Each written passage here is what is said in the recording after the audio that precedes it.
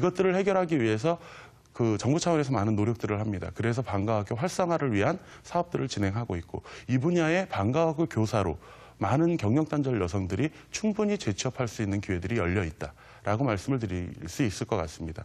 그렇기 때문에 이게 여성 유망 직종의 한 분야가 되지 않나 싶습니다. 그 외에 고정적으로 또는 기존의 강점으로 되어 있던 보육교사라든지 또는 그 외에 다양한 사회교육 강사의 역할들도 여성들이, 경력단절 여성들이 도전할 수 있는 유망 직종이 될 수 있을 것 같습니다. 세 번째로 보셔야 되는 게 상담 분야입니다. 여성들은 어떠한 사람들의 이야기도 잘 들어줍니다. 누구에 비해서? 남성에 비해서 그렇습니다. 그렇기 때문에 이 상담 분야에서도 여성이 경쟁력을 가지고 일을 하실 수 있는 게 많은데요. 최근에 이 상담 분야에서 많은 것들이 좀 부각되고 있는 게 있습니다. 예를 들면 직업 상담사. 이제 직업을 찾아야 되는 사람들이 많은데 여러분들처럼 또는 청년층에서도 내가 어떤 걸 잘할 수 있는지에 대해서 고민하고 또 그것을 찾아가기 위해서 도움을 필요로 하는 사람들이 많습니다. 그래서 직업 상담사라든지 심리에 관련한 이런 분야들의 굉장히 많은 직종, 일자리들이 늘어날 거로 예상이 됩니다. 그렇기 때문에 상담 분야도 경력단절 여성들에게 유망한 직종이 될 수 있지 않을까 제안을 드리는 거고요. 네 번째로는 고정적으로 여성들이 가장 잘하는 분야입니다. 돌봄 부분인데 보건의료 분야입니다. 보건의료 분야 그러니까 굉장히 어렵게 생각을 하시는데 보건 분야에서 지금 고령화 시대에 발맞추어서 요양보호사라든지 돌봄 노동을 필요로 하는 그 사회적인 요구가 큽니다. 그렇기 때문에 돌봄과 관련한 요양보호사 말고도 사회복지사도 있을 수 있고요.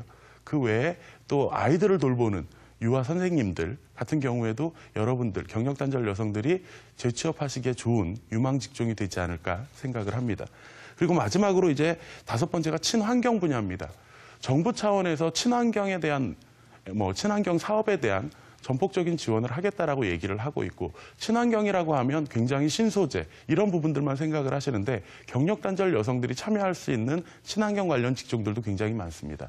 예를 들자면 친환경이라고 해서 새로운 소재만이 아니라 기존에 우리가 쓰지 않는 예를 들어서 현수막 같은 게 되겠죠. 폐현수막을 가지고 리폼을 통해서 생활 도구를 만든다든지 하는 것부터 시작을 해서 여성들이 참여하기 위해서 에너지 컨설턴트라든지 그린 상품 및 그러니까 새롭게 친환경에 맞춰서 나온 상품들을 안내하고 마케팅하는 녹색 마케터 역할들도 새로운 신직종입니다. 이런 분야는 남성보다는 여성이 더 경쟁력이 있고 여성 중에서도 경력단절 여성들, 주부들이 생활 속에서 얻었던 지혜들을 토대로 해서 마케팅이나 설명을 한다면 보다 더 효과가 있다라고 보여져서 유망 직종으로 경력단절 여성들에게 제안을 드리는 겁니다.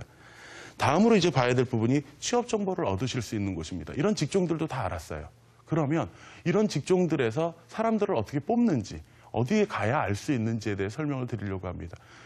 우리가 지금 살고 있는 이 시대를 우리는 정보화 사회라고 합니다.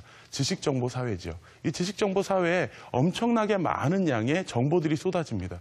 근데 이 정보들이 믿을 수 있는지 아니면 이게 진짜인지 확인도 해야 되고요. 그렇기 때문에 다양한 정보들이 많지만 이거를 잘 셀렉트하는 것도 기술입니다. 그래서 제가 그 셀렉트 하실 수 있는 취업정보 사이트들이라든지 이런 부분들을 설명을 드리려고 하는 겁니다. 그래서 제가 자료로 좀 정리를 해왔습니다.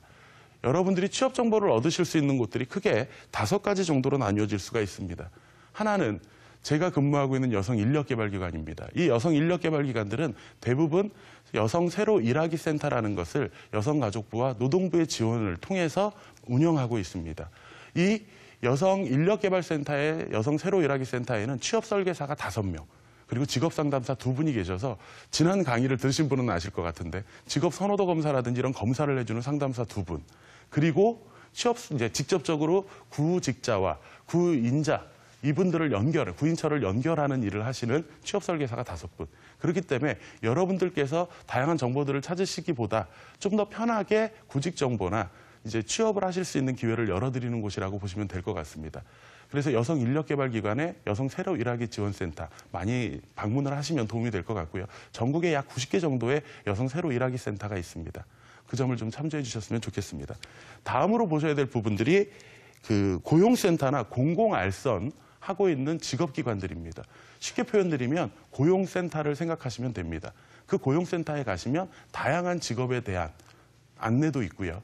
구인처들에 대해서도 실시간으로 확인이 가능하고요. 그곳에도 마찬가지로 직업상담사분들이 취업 설계라든지 여러분들을 직접적으로 이제 채용이 될 때까지 지원하는 서비스들을 하고 있습니다. 예를 들면 혼자 면접을 보러 가기 좀 부담스러우셨는데 거기에 있는 취업 설계사가 함께합니다. 이걸 이제 동행 면접 서비스라고 저희가 이야기를 하는데 그런 서비스들까지도 받으실 수 있습니다. 제가 말씀드린 여성 인력 개발 기관, 그다음에 그 워크넷 같은 공공 취업 알선 기관의 사이트들을 좀 활용하시는 게 여러분들한테 큰 도움이 되지 않을까 생각이 됩니다. 세 번째로는 이제 인터넷, 공공 말고 민간 영역에서도 굉장히 많은 취업 포털 사이트들이 있습니다. 이 취업 포털 사이트들 같은 경우에는 굉장히 많은 정보들을 내놓고 있는데 예를 들면 사람인이라든지 또는 저희 많이 알고 계실 것 같은데 커리어넷이라든지 또는 다양한 포털 사이트들이 있습니다. 그것을 통해서 정보를 얻으실 수 있지 않을까 생각이 됩니다.